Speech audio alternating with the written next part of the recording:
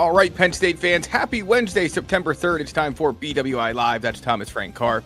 I'm Greg Pickle. We are from BlueWhiteIllustrated.com, and today's show is brought to you by Academy Sports and Outdoors. Huddle up, football fans. Tailgate season is here, and nobody will get you ready for game day like Academy Sports and Outdoors. So swing by your local Academy store or shop online at academy.com to find grills, canopies, jerseys, and more. Thank them for being a sponsor of the show. Thank you for being with us here on Wednesday, September 3rd. T. Frank, we're closing in on FIU game day for Penn State. Nittany Lions, a big favorite. We'll talk more about that in the best bet segment before we get on to a closer look at the Panthers. But tonight we have practice out in State College, and James Franklin will talk for the second time during FIU week. So a lot to get to today, T. Frank. How we doing in week two, middle of week two of the season? I feel good, Greg. I feel really good. This might be the smoothest start to the Penn State football season I've had in a while. And this is just from a personal perspective. Like I think Penn State fans feel the way they feel about the opening game against Nevada, whether they enjoyed the blowout win or they think, not good enough, need to see more. I've had a chance to review a bunch of stuff, which is why we're talking about the young defensive ends, go into some granular level stuff. FIU's done it in the books. I know what they do. I know what they like to do. I know what they're not good at, what they're good at. And I even got a chance to watch some Oregon and Ohio State. So, man, if only the last 5 years would have gone this way, it would have been very different. You're dialed in, my friend, and I'm glad that you are. We obviously appreciate everyone dialed in listening to us here on today's show. So like I said just a moment ago, we are going to be out on the practice field this evening as Penn State and the coaching staff put the players through their Wednesday work as, we wind down the practice week, so to speak, which starts, of course, for Penn State on Sunday, and get ready for game day. So, T. Frank, when those gates open and you fly into the outdoor practice field set up between the Lash Building and Haluba Hall, what you looking for first?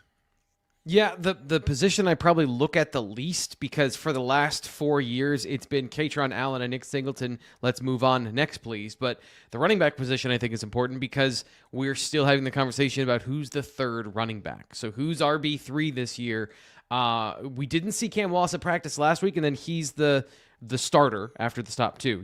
Like in that competition, he's the guy that goes out there and gets almost all of the carries. Then we hear Quentin Martin was banged up for however long it was during camp, as James Franklin outlined this week. We saw him back last week, and he was in his number 25. Sometimes we try to use these context clues to lead us in the right direction, and we get some false flags every once in a while. So that's the number one. I guess that's the first thing that I'm going to be looking at is the running back room and who's there, who's available, who's wearing a D squad jersey, and who goes with the first unit. Because usually that third running back goes with the first unit, and the other guys go with either the number 2 or the developmental squad. Right. So when we were out there last week, we saw Corey Smith on the field, but not in his regular uniform. We did not see Quentin Martin. Turns out he was a little bit banged up. Would have played otherwise if available, and it sounds like he's close to returning. So good news there for Penn State. And then, you're right. I mean, I think if you were handicapping the RB3 competition based on what we saw during about 12 minutes of practice on Wednesday, you would not have had Cam Wallace in a position of being the RB3 and shocking people with a big hurdle that, of course, was kind of one of the big highlights of the second half of that game. So, very good place to start. For me, it's on the other side of the ball. Do we see Zariah Fisher and do we see Zion Tracy? So Fisher, if you missed yesterday's show or if you missed James Franklin's news conference on Monday, I watched him warm up on the field with Deion Barnes, with Dani Dennis-Sutton, with a couple other guys. I think Zane Durant was out there, and he was already ruled out at that point, T. Frank, and you could tell that he was not in the same pregame warm-up garb as his teammates, but he did do some work with a brace on his right leg.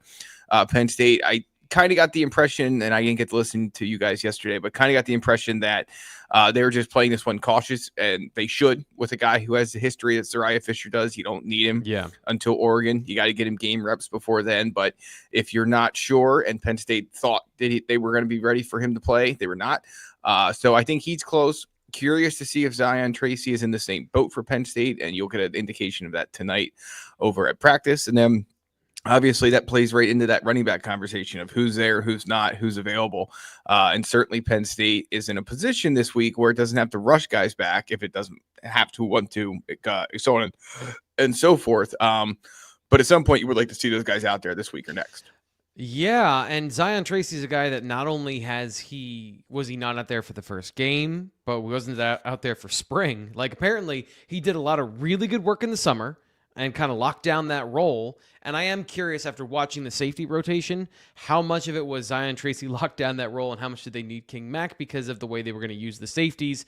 Kind of the plan for that trio at the other safety spot other than Zakee Wheatley, because he needs a backup. And the whole thing has fascinated me all year long. Like the kind of the tectonic plates moving underneath that we don't see when it comes to some of these decisions. I think there's a lot more at play there than what has been talked about on the surface level. And at a certain point, we need to see Zion Tracy. As you pointed out, does it have to be FIU? No, but you'd like to have him out there for a couple games before you go against Oregon, who has a very fast team and a very the offense is fast. Watching Dante Moore and the way he gets the ball out of his hand very, very quickly. You're going to want to have guys who've had a couple reps under their belt so they're not kind of getting their sea legs underneath them on September 27th. So I think it is important that, you get 40 reps under your belt as a football player before you go into one of those big games. And, we haven't seen Tracy a lot this year, and he probably needs to get those to be in this defense and kind of operate it. Right. No, I completely agree with you. Tracy was in pads for warmups, listed as questionable on the team's availability report. Curious to see if Penn State continues that trend throughout the course of the non-conference schedule. If you all remember last year when they got into the playoff, it suddenly became a situation where Penn State was putting out an availability report mandated by the Big Ten all season. And they came to some kind of a conclusion that, hey, if the other team doesn't have to put it out, I believe SMU or Boise State did not have to based on what their conference rules were. And so the conversation became, well, if they're not going to do it, we're not going to do it because it's not Big Ten against Big Ten. So I was not expecting Penn State to put one out this past Saturday. They did, with Zion Tracy being questionable, did go through warmups, did not play. Zariah Fisher listed as out, did a little bit. So at any rate, curious to see if that pops up again on Saturday or not. Hopefully it does, because the more information we get, the more information we provide to you. And those availability reports certainly help with that. T. Frank answered the question in the chat I was going to get to. Did Goodman take any snaps this past Saturday? He did not. Anything else in the chat you want to get to, T. Frank, that pertains to what you'll be looking at practice tonight? I saw Steven ask somewhere about whether or not you'll see certain things with the offensive line that would, here it is, overcome, basically what James Franklin's talked about a good bit with Nevada loading the box against them. That is not going to be a game plan specific kind of thing that we see during the short window of time we're in there. Yep. Yeah, and it's not, so just to clarify, Steven, it's not that they have 5 in the box. They have 5 defensive linemen, or they have an odd front, one of those two. Because if you have 5 defensive linemen, that means you have a guy, typically it means you have a guy over the nose tackle, then you have 2 defensive ends over the tackles, and then 2 outside linebackers outside of that. And it's not even necessarily that it's not even just about the numbers, it's about the angles it creates for Penn State's zone blocking scheme. One of the ways to counteract zone blocking is to put players in places that it's not a comfortable combination block for the guys up front, because all schemes basically are built on double teams up front, whether it's zone or man. It's just how you're going about doing those double teams, of getting from one defensive lineman up to the linebacker. How are you securing those? And with zone, it's about angles and it's about movement, especially the outside zone, which Penn State has invested in a lot this offseason. So as much as it is about 5-man defensive lines, it's not about 5 in the box. It would be 8 in the box to stack the box. It's about those angles. And I don't want to contradict James Franklin about something that is a fact. They did play on some third downs, some odd fronts. But to me, the issue is more about the alignment of where players were and the communication to getting to the second level. Not necessarily as much about those 3 or 5 down linemen. It was more about, did you know where you were going? Because there were some things that Nevada did that were putting pressure on Penn State's, probably their rules about their zone blocking, that guys were just not playing with that next level of awareness up front. So to me, that's the story of that offensive line from last week. What do you credit that to? Is it the number of guys they were playing? Is it that you had guys like in Donko's case back inside after Yeah. playing a lot of outside time last year? What do you credit that to? Because I'm with you. I was a little, I don't want to say skeptical of the reasoning behind what James Franklin said both after the game and on Monday when asked about this, because to your point, what he said was factually true. But I was skeptical that there was more to this story and that it was not just simply Nevada, who you beat 46-11 as a Mountain West team that came 3 time zones across the country, couldn't get pushed around because they put too many guys in the box. I mean, I get at some point the numbers and a hat on a hat and all that. They did get put. So they did get pushed around. Right. The funny thing is, like, the D linemen did get pushed around, but then they got to the second level and it kind of was muddled. Yeah. And so, okay, let's just go kind of left side of the line. I thought played better than the right side of the line. I thought Venga Ioane, in terms of getting to his blocks and securing what he needed to do, was sharp. He was more athletic. He got to the second level. You didn't see any pancakes from this group. And I think that goes to the pride of the Nevada defense. And they are bigger and stronger than even I gave them credit for, because I think some of those guys developed in the offseason along the defensive line.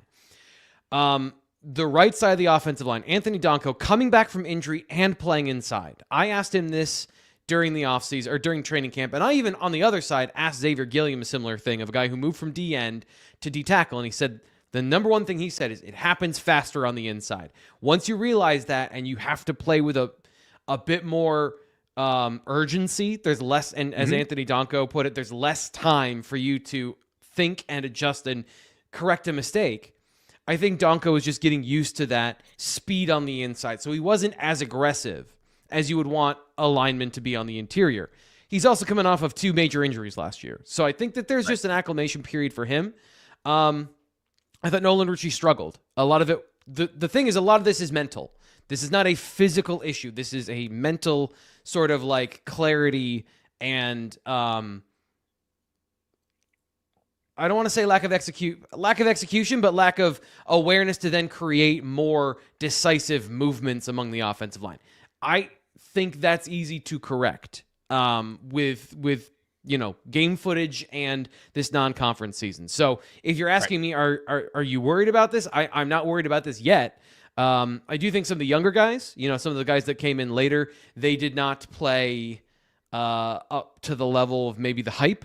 And so if the top group doesn't work it out, like these guys, they still got to get better. Bottom line, the offensive line has to improve from where they were, but this is not I don't see this as a red flag yet. This is not a red flag sort of situation. Fire alarm fire. Eastern Iowa has been banging on the chat for 2 days about how this team isn't very good. I don't see that. I see that they need to mentally sharpen up what they were doing, and that comes with practice and time. That's why they're, in a lot of ways, this non-conference, that's what they're doing. Right. And I think that you'll see, well, you would hope to see, if you're a Penn State fan anyway, improvement from last week to this week, and then this week to next week against Villanova. Then you have that bye week to shore up any other things you need to shore up. T. Frank, anything else you're looking for at practice this evening? So James Franklin's been very clear that it's a QB2 competition still, and that it's week to week. So who's ahead, who's behind, who's with the starting unit, and who isn't. So that's going to be something we're looking at. And it's something that's a note week to week, but not necessarily, I don't think, it's not a live or die thing. Like we're going to chart this so we have the story for the resolution, but I think that it's an ongoing story. And one that if we lowered the temperature on it, I think it would be fine.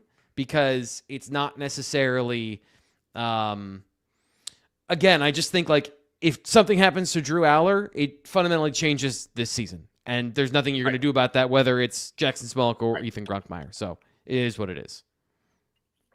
Right. Yep. So we'll see how that works out. I assume you're going to see Gronkmeyer in that number 2 role again. I thought he looked fine during his time that he was able to play on Saturday against Villanova, or I'm sorry, not Villanova, Nevada.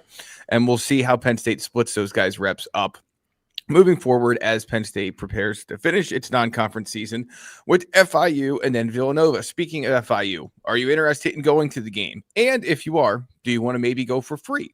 No, we don't have free tickets for you, but we do have a partnership with GameTime.co. College football is back. The MLB postseason is approaching, and the NFL season starts Thursday night in Philadelphia when the Eagles hoist their Super Bowl banner and then take on the Dallas Cowboys. If you want to see those games, Penn State, of course, at Beaver Stadium or anywhere else in the country, the Game Time listing price always includes fees, so you see is what you'll pay. I used Game Time last year for the Phillies in the playoff. That's why I have my Phillies gear on today, T. Frank, as somebody in the chat politely noted. And someone also told me to change my hat last week, so we did do that as well. We listened to our audience. And you can listen to the rest of this promo read, where you can go to gametime.co and use promo code ON3, ON, the number 3, at checkout for $20 off your first purchase. I love the view from your seat feature in the app. I love the all-in pricing feature, and they take the guesswork out of buying college football tickets with Game Time. Right now, the cheapest option available on Game Time is $11. Again, you're getting 20 off with promo code ON, the number 3. So what you're going to do is download the Game Time app, create an account, use code ON3 for $20 off your first purchase. Terms apply. Create an account and redeem the code ON, capital ON, number 3 for $20 off. Swipe, tap, ticket, go, download the Game Time app today. All right, D. Frank, we have a super chat to get to before we get into the young defensive ends, which is the next part of the show. A. Campbell says, I see Nevada running cover 3 and 4 as a reason why we couldn't go deep in the passing game, is what the reference is there. I also heard they stacked the box to stop the run. Can both things be true? Is that why mid-range passes worked? A. Campbell, thank you for your donation. Thanks for the question. T. Frank, it's right up your alley, buddy. If there was a question made for you on Wednesday's edition of BWI Live, it's this one. The short answer is yes. That's why Penn State didn't get any of those explosive plays they wanted. I should say all but one 31-yard touchdown where they did run a 4 vertical pattern and Drew Aller read it correctly and found the guy for a touchdown. So they did get one explosive play touchdown of 31 yards. That counts. But they didn't attempt any other ones. So yes, the way Nevada played that game, and I think the way Penn State expected them to play that game, because that was kind of the coaching from last season that carried over to this year. That's absolutely why Penn State did not have as many of those chunk plays. I would say it's still a concern that Penn State couldn't go out and take them anyway. They did, I want to say, and this is I going off the top of my head from just watching the film and not really having all of it dialed in exactly. I need to go back and chart this, but I think Penn State, in terms of what the first read is or what the plan of the play was, I believe they ran 3 or 4 shot plays. So not that many shot plays. And they only hit one, and they only took one shot. But in all of those plays, like baked into it was the intermediate pass, which was wide open in a lot of these situations. So part of the issue was also protection, in my opinion. They had issues with when they ran a play action and they took a shot. The communication up front got garbled, and there was a free runner on Aller who then took a sack. So I think that's also part of it. It's not just the coverage. It's not just the receivers. It's also the pass protection, how it all marries together and marinates into what you see. But I did see a couple of plays where they ran a vertical concept and nobody got open. And so if you saw Drew Aller holding on the ball and you think that he's worse than Bo Prabula, his receivers weren't open. And as seen the film, like you can't just magically throw to somebody and be like, well, I'm going to pick the open guy, or I'm just going to magically make somebody open. That's not how that works. So Nevada came in with a good game plan. They are a better team than we all thought because we didn't know what they were coming into this year with 54 transfers. I'll give you a preview of what's coming up later. FIU is not.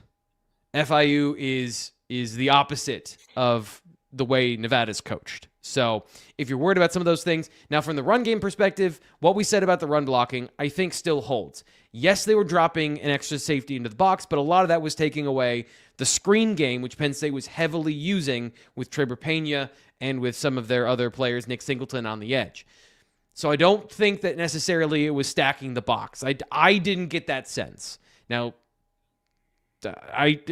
James Franklin said that was part of it, and I'm sure like 3 or 4 plays, like there is truth to it. But to me, the biggest issue was not they had too many bodies in the box, is that they didn't account for the bodies that were in the box correctly because they had enough blockers to seem big plays and they didn't make them.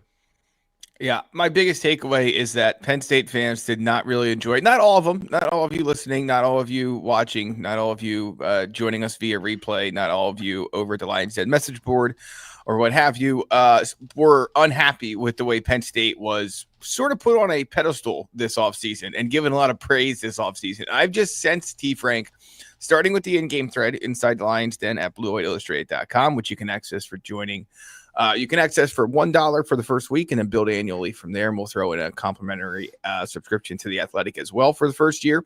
Starting with the in-game thread and then moving on to just the rest of the discourse this week, and it continues right now in the chat. Like, I just get the sense there's some Penn State fans who just want to be mad about this performance and want to find things to pick at to say, this isn't the number 2 team. We tried to, I tried to tell you that Penn State should have been knocked down a few rungs in the preseason, and the hype was too much and things like that, because Penn State fans, at least some of them, just don't like being in that position of being talked about as the number 1 team in the country. So I sense a little bit more anger coming out of this game than what really should be, in my mind, for a 46-11 victory in week 1 that you left completely healthy as healthy as can be, as far as we know. At any rate, we can talk more about that a little bit later in the show. It's time to get into the Sunday film study, and T. Frank dove through the film to look at something that has nothing to do with the Penn State offense, and that is the Nittany Lions' young defensive end. So we talked earlier in the show about Zariah Fisher being out for Penn State on Saturday, expected starter. A guy who's going to log a lot of first-team reps when available, was unavailable. So Penn State went with Jalen Harvey to start this game and played, obviously, plenty of other young pass rushers as well. Dani Dennis-Sutton dominated. You don't need to rewatch the film to know that. But let's start with this, T. Frank. When you look at that young group of defensive linemen, let's start with the guy who ended up drawing the start, Jalen Harvey. Strengths and weaknesses and things you learned watching him. Yeah, so I think there was this concern or this fear that Penn State's young defensive ends weren't going to be ready. And then when they didn't record a sack or too many tackles or anything that was a major win, any obvious flashing plays, it became confirmation bias that they weren't good. And there's a bunch of parts of this that I think are really important. First off, this is not the same defense that you're used to. They are not trying to get into the backfield at all costs. They are doing more holding the point at the line of scrimmage than they were previously. So, for an example, on the first play of the game, Jalen Harvey is taking on a double team on the front side of the play instead of lined up as the widest and trying to beat the tackle to the outside. They are playing contain, and they are playing down double teams more so than trying to penetrate. So if you are not on the backside like Dani Dennis-Sutton was, and Penn State put Dani Dennis-Sutton as the unblocked player a lot and said, go hunt, don't read, go attack, he got the chance to make those plays. Now, he also made a lot of those plays on his own, but situation matters, and you're not going to record a stat for every single good play you make. So I went through and I just said, okay, let's watch the film. And over at BlueWhiteIllustrated.com, I put up about an 8-minute clip of the first drive watching Jalen Harvey on every single play. You can watch film with me that way. And then we did the same thing of basically every one of Chaz Coleman's plays from the first half. So Jalen Harvey, things he did well. Had strong reps against the run in run defense, especially when he's setting the edge of the box and when he's taking on those double teams, doing the selfless, dirty work. He was very good in those situations and resulted in positive plays for the offense, for the defense that didn't show up because somebody else made the tackle. Secondly, just kind of going off of that, did a good job of being gap sound and operating within the framework of the defense. For the most part, he knew his job and he executed it. He also had several strong speed rushes to the outside that didn't amount to anything because I think Nevada threw the ball 4 times. Like, remember, every third down, they ran the football. They did a QB draw or some sort of delayed handoff. They didn't throw the football. So there were limited opportunities for pass rush for especially Jalen Harvey based on when he was in the game. Chaz Coleman got some of those 2-minute reps, which, by the way, even then, Nevada was running the football. Of the two, he was not as clean. So I don't want this to be a defense in kind of like caping up for Jalen Harvey. There was some bad stuff in there as well. Like, he did make some mistakes. Wasn't consistent in his read option discipline. So in an area where he did struggle, I don't think that the play where Chubba Purdy had a 22-yard run was completely on him because there were other players that missed their assignments. Dom DeLuca didn't get into his gap. He got blocked. But Jalen Harvey, I think, struggled with, am I supposed to read this or am I supposed to be the rush the mesh point guy?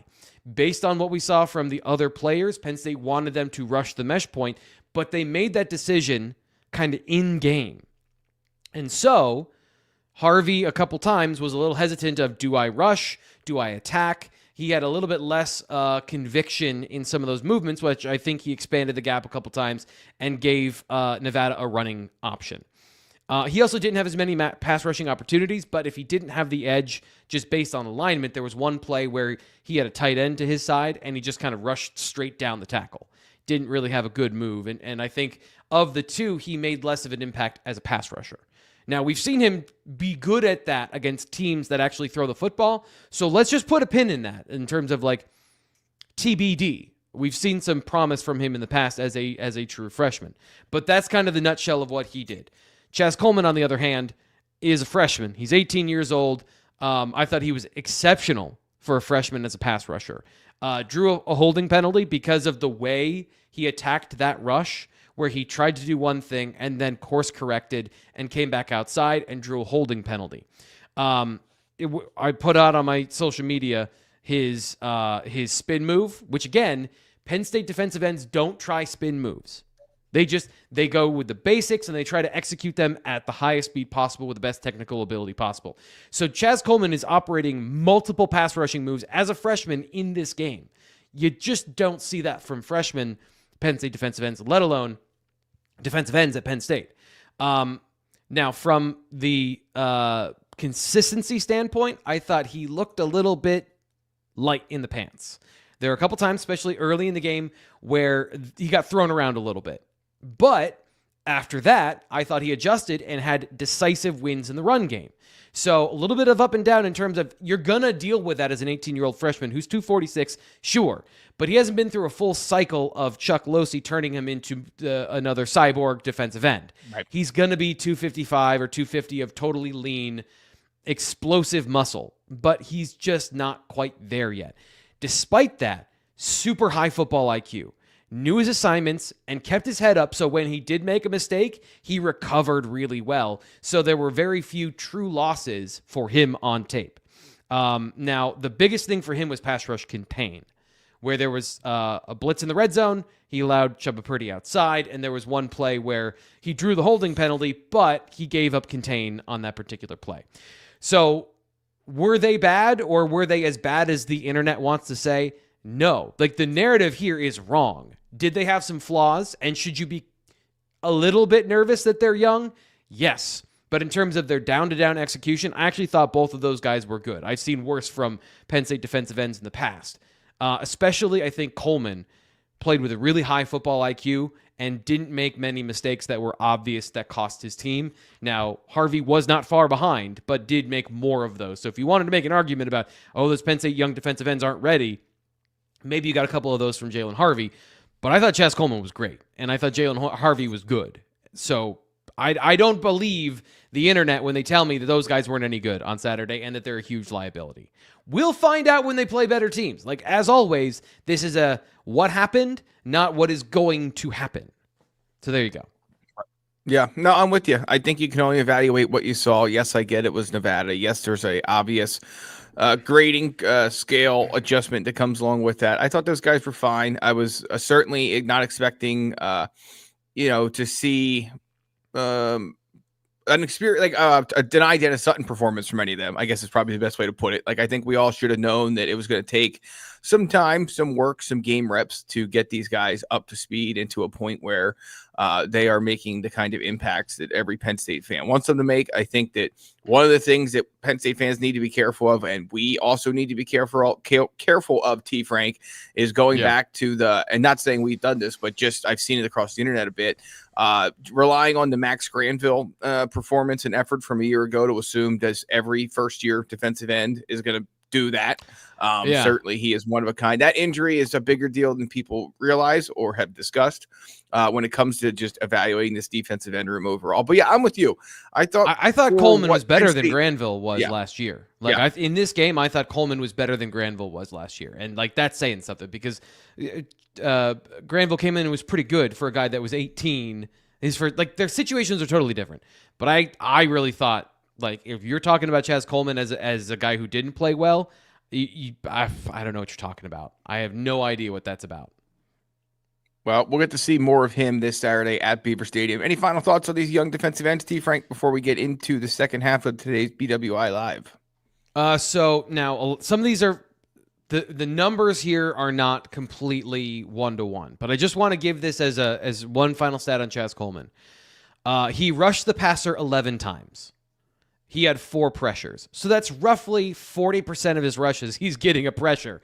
Now, some of those were unblocked.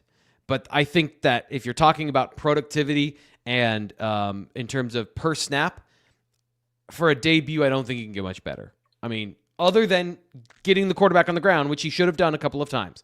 He should have had 2 sacks in this game. He didn't have any. So that's a freshman playing like a freshman. But I think that was a very good opening stanza from him. And again, I don't want it to be an either or of like we're lifting up Chaz Coleman, so now Jalen Harvey's is garbage, because that's not what happened either. Harvey was also good. Right. But if it were a battle, I think it's getting closer between the two of who would start, who'd be number 2. All right. We have a super chat from Stephen Light to get to on the opposite side of this word from our advertiser. Stephen, I did see your question, though. We're going to get to that and flip over to the offense and then do some best bets. But first, huddle up, football fans. Tailgate season is here, and nobody will get you ready for game day like Academy Sports and Outdoors. Swing by your local Academy store or shop online at academy.com to find grills, canopies, jerseys, and more. Be a watch party legend with gear from top brands like Nike, Adidas, and Under Armour at undefeated prices every day. And be sure to check out the Harrisburg and York locations as well. Fun can't lose, and neither can you with tailgate gear from Academy. Speaking of which, T. Frank, we should have talked about this in the start of the show, but there's just a lot going on this morning. Didn't get to it. But Brett McMurphy of On3 reporting on Tuesday night that Penn State is on the cusp of switching from Nike to Adidas as its main apparel provider. Pete Nakos of On3 now has a On3 Plus story, premium story up with some more details at BlueWhiteIllustrated.com. Now, don't have much to add to the conversation beyond that, but certainly a big change. Yeah. And we saw Tennessee make a big splash by switching to Adidas, and the reporting back then that was later confirmed by their athletic director, Danny White, is that the money, some of the money's going to NIL from this Adidas deal for Tennessee, and it's believed and assumed and unexpected that the situation with Penn State, should it come to fruition, will go the same way. So just a note that I think a lot of people are fired up about this because Nike and Penn State have had such a long-standing relationship that goes back, at least at this point, 30 years, if not more. But I think that's just where we're at in college athletics today, that it's all about the money. The only thing that I have to say about this is I had this idea 5 years ago, back when I was in my radio days. Nobody heard it, and it doesn't count at this point, but Penn State has all these deals, right? They have all of these deals with Nike, Pepsi, all their branded partners. Why not do this? Why not open up this avenue of revenue for your players? Because those deals, you can put in addendums and agreements. So, this is a huge situation. I also think it's interesting, and I don't know if it matters or not, but the fact that Phil Knight and Nike are such big supporters of Oregon, who is going to quickly become, if the trajectory continues, the number 1 team in college football and the number 1 team in the Big Ten in terms of talent acquisition, their aggressiveness to go after players. We've seen it now 2 years in a row of them sniping the best players from Penn State's region, from their own region, nationally. They can go anywhere they want and get football players. So why are you financing the biggest backer of your biggest competition? I don't know if that actually matters, because if Penn State's getting the money, does it all wash out? I actually have no idea. But this makes a lot more sense. Now, it's not Under Armour and Maryland, it's Adidas. So I there's a lot of different stuff that I have no clue about, and you can talk about it at BlueWhiteIllustrated.com. Nate's been covering this for us over there, as far as I know. The only other thing that I have to say is if you want quality gear, you can use code PSU20 to get 20% off of Roback's Game Day collection. So I've got some of that coming today. I'm very excited about that. Way to get that ad read in there, buddy. That was very good. All right, let's get to Stephen Light's super chat question. Thank you for the donation. Stephen, he says, we're going to have a very good season, but I have to believe that if Nevada played the same way it did against Penn State, against Ohio State and LSU on defense, that they would have been vertically blasted in the passing game. I assume he's getting at. Your thoughts, Steve Frank? Sure. Yeah, Jeremiah Smith is the best receiver in college football and one of the best in the last 15 years. And that's Ohio State's thing. Sure. Penn State is working on that. Also, go watch. I was watching Montana State play Oregon, And I thought they did some things that challenged Oregon. Obviously they gave up a lot of points and their starters were out in the third quarter as well. But it was a similar thing. The difference is Penn State didn't score touchdowns in the red zone. If Penn State scores 12 more points and it's 60-3 or 60, even if they give up the final touchdown, 60-11, are we having all these conversations? Like 46 wasn't enough? No, 46 wasn't enough. We are not having these conversations. I have watched it. I have lived it. So have you for the last 10, 12, 15 years, whatever it is. No, we are not having these same conversations, I don't think. And look, I do think it was problematic. A backup left guard came into the game and gave up a tackle for a loss, putting them in a 3rd and long situation, which then they went to a screenplay, I think, later. Like, some of these things they're compounding, and I don't, you know what? That was a non-productive sort of train of thought. So I'll move on. What were you gonna say, Greg? Yeah, I'm just gonna say that, again, I don't think that the issues are any more glaring because the final score was 46-11 compared to the fact that they shouldn't have been any less diminished if Penn State would have won 60-3 or whatever final score could have been. If you turn a field goal into a touchdown, you don't give up a touchdown in the final minute. So yeah, there were issues that were there that are on tape that, clearly I think this offensive line is deep. Does it have some work to do? Yes. Are you going to lose your biggest games of the year if you kick 4 field goals inside of 40 yards? More likely than not, yes, you are. Certainly, when you consider how Penn State did that and what Penn State had 1st and 10 on in those field goal situations, yeah, I get it. I absolutely 100% get it that there is some frustration, perhaps a little bit of angst, so on and so forth. So no issue with it, but I do agree with you that if it was 60-3, I don't know if we're having a lot of these same conversations. Yeah. And so here's the thing. There are things to work on. And there are, we're going to talk about some of these things. James Franklin has mentioned it. We talked about it on the show yesterday. You are correct to point out that they need to be more explosive. The run game needed to be more explosive. The passing game needed to be more explosive. We've said those things here on the show. Those things are a part of the conversation. But the part of the conversation that we're making them bigger or smaller, for the podcast audience, I'm doing a very bad hand gesture of smaller or larger. It's an outsized part of our conversation when we're talking about all the negatives of what happened in that game against Nevada. Football player, like, those are football players too. To a certain point, like, Nevada's probably better than we thought going into the game. I still think, like, the standard of the explosive plays and them scoring, as I said, my prediction was 66-6 or something like that. So yeah, I think that they didn't meet that. And I agree with your assessment that the offense needs to be more explosive. But let's play a couple more games before we decide that this is a bad offense again. Right. That's just, I've seen this too many times of one game doesn't set the whole tone for the whole season. Because it wasn't for better terrible, or for worse. It just wasn't, It wasn't elite. Yeah. Right. For better or for worse. Yeah, I'm not ready to. I think there were some things that you saw in game 1 that were maybe at times issues for Penn State in games last year. So I get where you're coming from. Fans could be coming from that perspective. But also, it just kind of, it's the first game. And they knew, I'm sure they had some things they wanted to focus on coming out of preseason camp. And you can't, on one hand, complain about the lack of quality in the non-conference schedule, and then also not acknowledge that because of that lack of quality, you may be working on some things that are issues that you need to fix, and issues are going to sometimes cause you as you're working to kick field goals instead of touchdowns. Yeah. So I just think you have to keep that whole preseason game feel in mind. And yeah, Penn State did a little bit more with receivers than it did a year ago. That's something to hang your hat on. We'll see what they do this week. You mentioned our predictions last week. The only best bet in our brand new bet MGM segment that lost was Penn State not covering. The Texas-Ohio State under was as delightful of a pick to follow as you could have ever hoped for. Rutgers was a back and forth thriller that Rutgers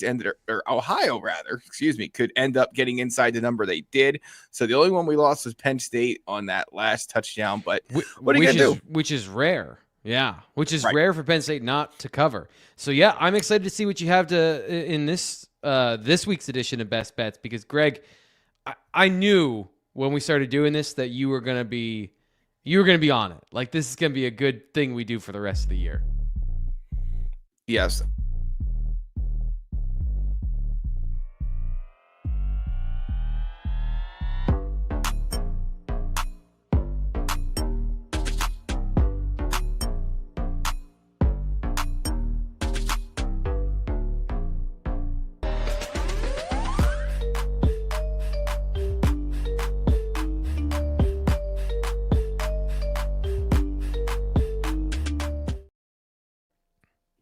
All right. It is best bets time presented by BetMGM.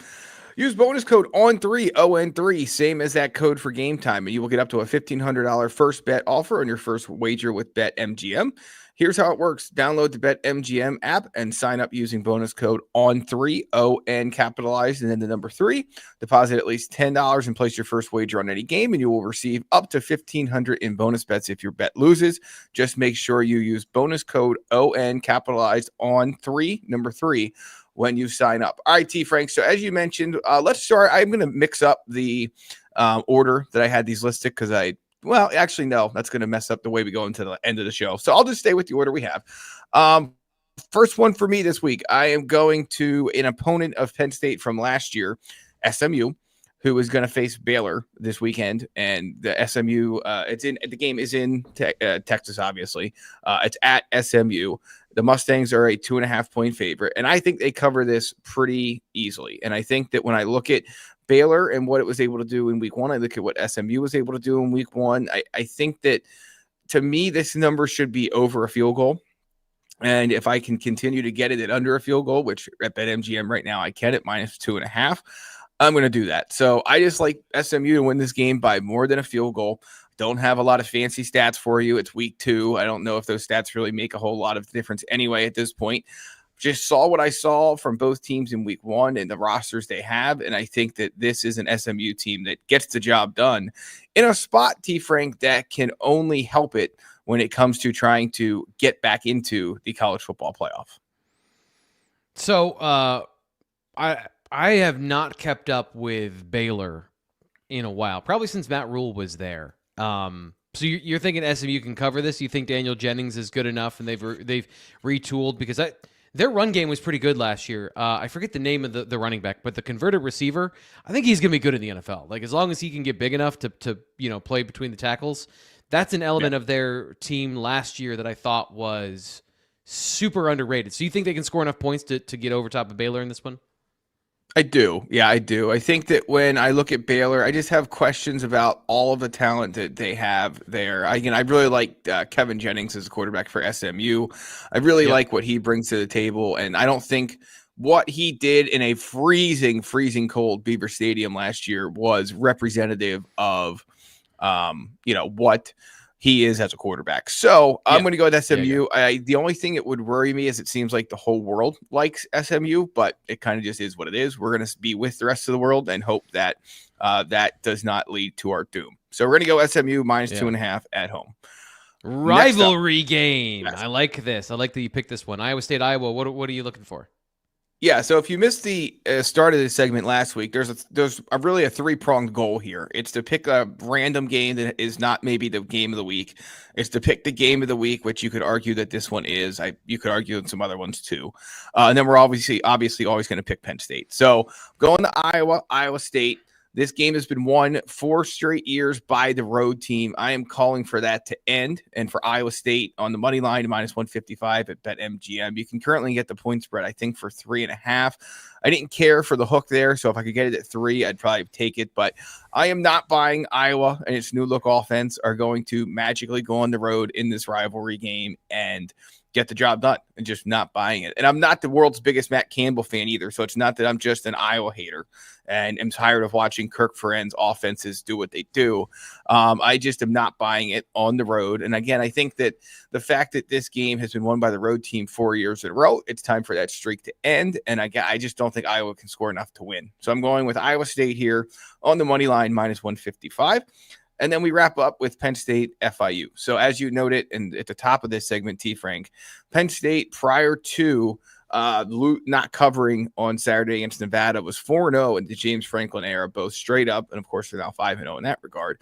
And they were 4-0 against the spread when they were a 40-plus point favorite. And this was their first loss in that role. I don't think the streak continues. I don't think they're starting a streak in the reverse. I think they restart that unbeaten streak against this number. So BetMGM has the line right now at 41.5. Opened at 43 on Sunday afternoon. Pretty quickly was decked down to 42.5. Now it's at 41.5. I would kind of be surprised if it went any lower than that, but we'll have to wait and see. One thing I think that's worth noting here and James Franklin brought this up in his post game, is that teams, and certainly I can't imagine FIU is going to be much different. Like they want Penn State to have these long drives that end in either field. It doesn't matter. They just want Penn State to have the ball with as least amount of chance to score as possible, and they're okay with having long drives too. It's probably their only way to win is to take the air out of the football. So that makes you a little bit nervous about them, Penn State scoring a 40-point win. Same with the possibility for rain now being in the forecast, which is a bummer. And I saw that this morning. I don't really care about either of those things, though, enough to make me pick anything other than Penn State minus 41.5, cover the spread, win by at least 42, and get Penn State bettors and fans back in a better mood during the second of 3 non-conference games.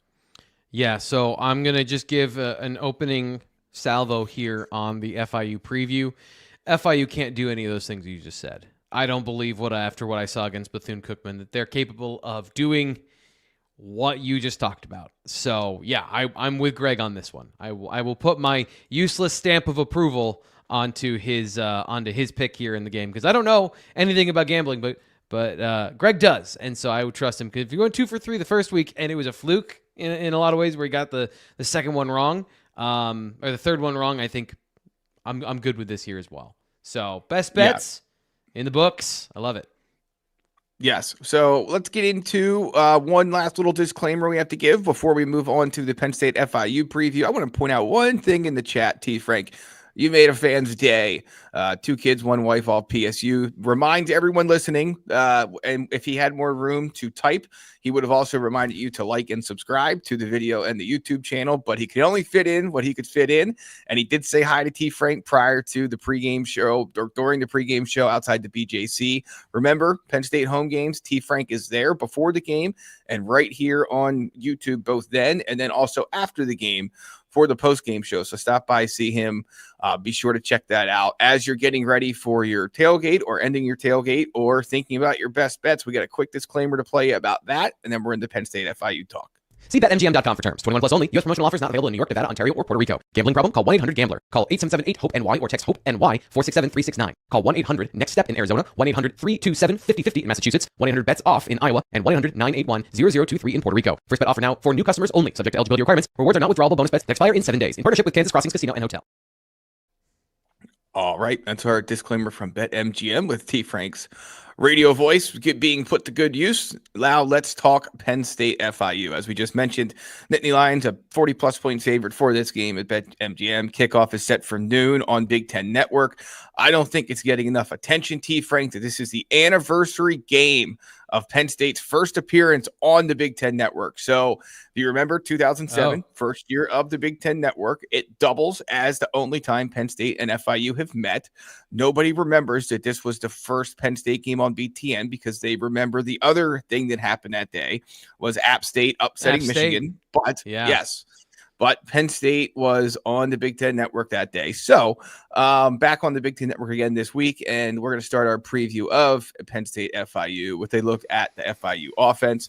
Their quarterback, Keon Jenkins, is the preseason Conference USA Offensive Player of the Year. They have some interesting pieces on both sides of the ball, but certainly I think when offense, it starts and ends with the quarterback. He was okay in week 1. The numbers are not exactly the kind of numbers you would expect for the preseason offensive conference player of the year, quite frankly. But you're going to tell us a bit about why that's the case here in a sec.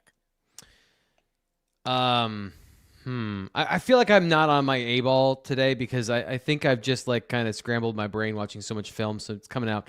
I don't have the right words to massage. He's not very good. 4 turnover-worthy plays, according to PFF. Here's the thing. He's got a very long windup. A strong belief in his skills that probably does not match his abilities. And the offense is built around half-field concepts, which tells me this is a guy that they don't think is going to make a full field read and make a good decision. Now, in fairness, a lot of teams do that, so it's not just him. It's just kind of a college thing to not have a full field read because you want to isolate certain players or you want to work certain parts of the field. Penn State does this. Sometimes their passing attack goes to a lot of these simple high-low reads or one-read sort of situations. The difference is Drew Aller knows there's a backside of the play. I don't know that I saw Keon Jenkins see that. He is not a mobile quarterback, but he likes to scramble. It's almost an impersonation of an athletic quarterback in terms of like after the first read, he'll dance around in the pocket, but not make a decisive decision with his feet. All of this is to say, like, I think Penn State gets their hands on the football. I think that there's an interception, a forced fumble, or at the very least a lot of sacks, because this is a team that their offense is built in a semi-pro style. Like they are going to, James Franklin outlined it. They run 12, they want to run 11. They're a multiple personnel team.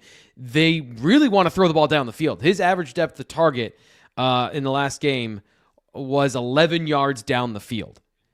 Even when the throw isn't there, he wants to throw the ball down the field. That's not going to be open. They're not going to be able to do that. So I think in this game, what they're going to do is they're going to throw a lot of RPOs and they're going to throw a lot of screens, and that's going to go to negative plays, 3 and outs, or they are going to try and chuck the ball deep because this guy has, his nickname is Lights Out, and there's a little bit of that the way he plays in terms of like he's going to try to be big time. If he comes into Beaver Stadium and tries to throw the ball around the yard, Penn State's going to get their hands on it. So offensively, I don't see a lot of ways for them to challenge the Nittany Lions because they like to run the football. They like to run gap concepts, and I just don't see that going anywhere. And then their passing game, I was trying to pick up the name of the receivers. They got a couple of receivers that aren't bad. Well, they had 13 guys who caught at least one pass in the season opener. Yeah. So good luck trying to pick out the receivers. I was not going to, honestly, it just sounds lazy, and it is, but I was not taking the time to go back and watch that to figure out who was who. I'll just rely on the depth chart. It's good enough for me because it doesn't really matter. I'll give you 2. At the end of the day. Yeah. I'll give you 2. Kyle McNeil, number 7, and Samaj Demps, number 21. Demps is a little guy. Pretty athletic. Here's the problem is like when you're looking super explosive and fast against Bethune-Cookman, I don't know how that translates into a 40. That's a high school level of I don't know what the talent level is. He's 5'7", 160. So very small receiver. And then McNeil, I'd say, is more of a traditional receiver, 6'1", 175. None of these guys are super explosive and fast, but those are the guys that had speed and broke some tackles and made some plays. So if you're going to throw to anybody in this game, I'm thinking it's either of those guys. And they led the team in targets in that game with 5 apiece. So those are the 2 passing options. Their running backs are pretty good, but I just don't think they're going to have anywhere to run. Their lead running back, Keon Owens, I'm going to guess that yes. That spells Keon, and then Keon Jenkins. Pretty good football players, good wiggle, good break tackle ability, especially Owens, but again, he's not a very big back from what I saw on film. Looking him up, 5'11", 210. Like he's a squatty guy, but he doesn't look super big on film. He's got a good production history at FIU. But I just don't see that their offensive line has major issues with run blocking and with understanding their assignments, where they're supposed to be going, and how the blocks work. So I see a lot of watching this offensive line block of okay, my next step is here, and then I've got to do this on this play instead of like, what am I trying to accomplish? How do I go and do that? So everything feels very slow and very intentional. Like they're kind of learning how to use a back block and how to use a reach block and how to use all these things. I think they're going to get eaten alive by Zane Durant, truthfully. Yeah, I'm with you there. I have not done my bold predictions that I'll post this Friday at BlueWhiteIllustrated.com for this game, but I was darn close on having the turnover right to start last week and Dani Dennis strip sack. I had half of that. I didn't have the recovery right, didn't pick AJ Harris, but I want to highlight one chat member here quick. Jack Shaw says, I missed this show. Just got out of the hospital after 81 days, my entire summer. Thank God for football season. We're thankful you're out of the hospital, Jack. Hopefully that means you're okay, or at the very least on the path to recovery. Thank you for coming out of the hospital and joining us on the BWI Live Show. Really appreciate that. Really hope the best for you and your family moving forward. Let's move over to the defense, T. Frank, in terms of when Penn State's offense is on the field. I don't know if you want to just sit here and tell everyone that Penn State can run the ball when they want to run and also pass downfield vertically and that everything is going to be what they wanted it to be last week. You're welcome to do that, or you're welcome to take it in any direction you would like. So so the answer is yes. How does Penn State attack? Yes. But I want to talk about this defense because I actually found this super interesting. So the head coach spent some time with Manny Diaz. He was an offensive guy, and I see shades of Manny Diaz's defense here on the field for FIU. The problem is, it's like if you photocopied Manny Diaz's playbook, but you didn't understand how to read it, and maybe you didn't get all the pages. They try to do a lot of stuff. They will be in man coverage, off-man coverage, quarters, nickel. They do all these different things, and then within that, techniques that you would say are either NFL level or high level college defense, where we would see Manny Diaz not try to disguise whether it's man or zone. So, sorry, there's too many parts of football that interconnect. We got to back up for a second. First thing is, one of the best ways to see if somebody is in man or zone defense is to run a motion, because if the player goes with that receiver, that's an obvious indicator that they're playing man coverage. Now, there are certain ways that you can do that and then still flip to zone coverage, or not move with the receiver and then have somebody on the other side pick that guy up in man coverage. The problem is they don't know how to execute that on the back end. They don't have the communication skills, and they haven't really built this defense in yet where they're understanding the assignment and the process of how to get there. And I say that because, like, having watched a lot of defenses and a lot of coverages in my day, I couldn't tell what they were running because they didn't know what they were running. There were multiple busted coverages, guys running, and this is Bethune-Cookman, by the way, guys running with free access because of bad leverage, and guys that were wide open because somebody didn't follow them through these fairly complicated zone coverage shifts. They also like to do a couple of things from a defensive structure perspective that I think you've seen other places that will surprise or confuse a quarterback, but then they leave wide open holes within them because they're not. You make the defense the same way every single time. So if you play cover 2, everyone's got to be in a spot that they're expected to be in. And if you don't get there, you leave a hole. And it doesn't matter whether or not it's a surprise and the safeties are where the corners are supposed to be and vice versa. If everyone doesn't get to their spot and their landmark, then you have these wide open zones. So just from a passing perspective, there were a lot of issues, and they really struggled with motion. Penn State's offense is built on motion.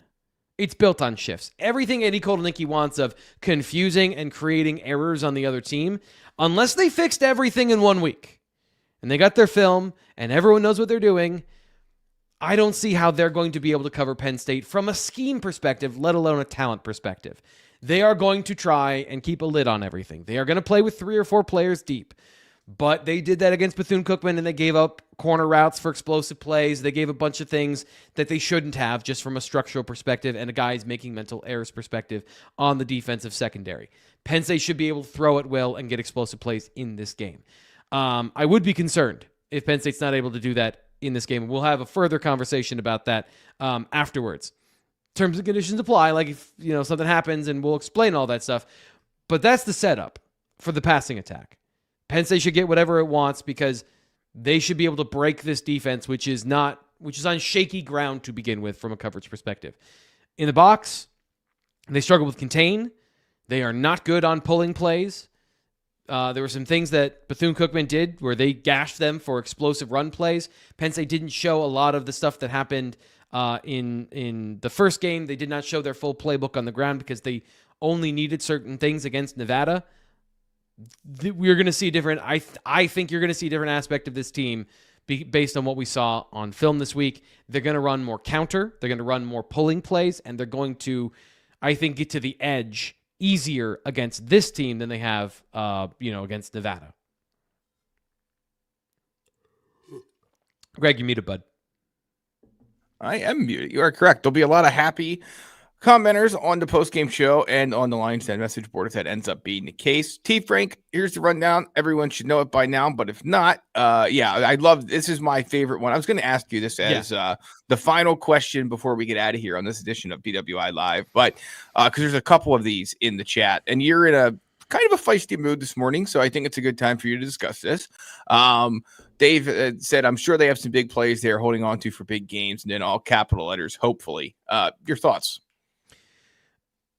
Week 1 against a team where you don't know what they're going to do, you're going to call plays that work against a number of coverages. And that's what we saw from Penn State.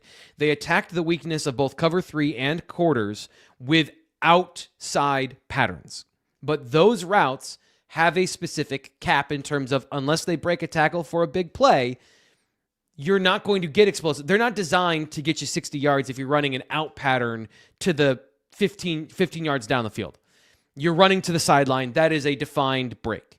There were a couple of in-breaking patterns where if they would have caught him and caught and run, that would have been extra yards. We did see some extra yards on those plays. But in terms of catch and run, there weren't as many opportunities. And they didn't incorporate as many of those, I'd say, back-breaking deep passing plays because they didn't know what to expect. You attack quarters and you attack cover 3 differently when you're attacking down the middle of the defense. And we didn't see them attack down the middle of the defense because they didn't know what they were going to get.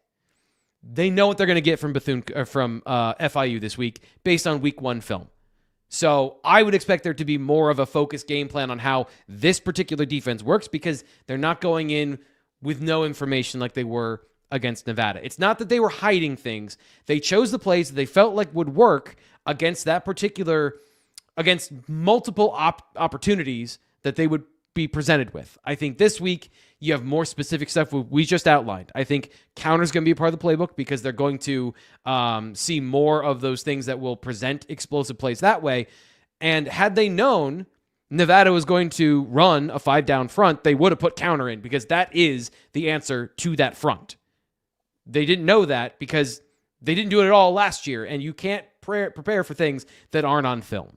So yeah, I think there was a special circumstance of playing that team in week 1 with so much change that limited maybe some of the focus of what they were going to do, but it was not intended to hide anything. They played 7 offensive line combinations in the first quarter. They were not trying to hide anything. They were trying to put a bunch of stuff on film, but when it comes to how do I attack this defense, it was more of, hey, what do we do well? Let's run those plays, and then we'll do that. And this week, I think there's going to be more game-specific stuff for this particular team.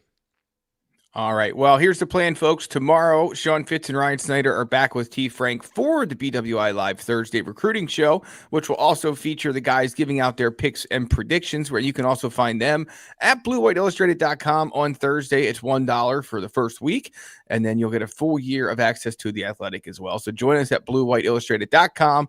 Get all the premium intel and insight that we can't share here on the channel, the latest recruiting news, and much more as Penn State and FIU get ready to meet on Saturday. We get ready to wrap up this show on Wednesday. For Thomas, Frank Carr, I'm Greg Pickle. Again, don't forget to check us out over at BlueWhiteIllustrated.com. We would love if you would be so kind and like it.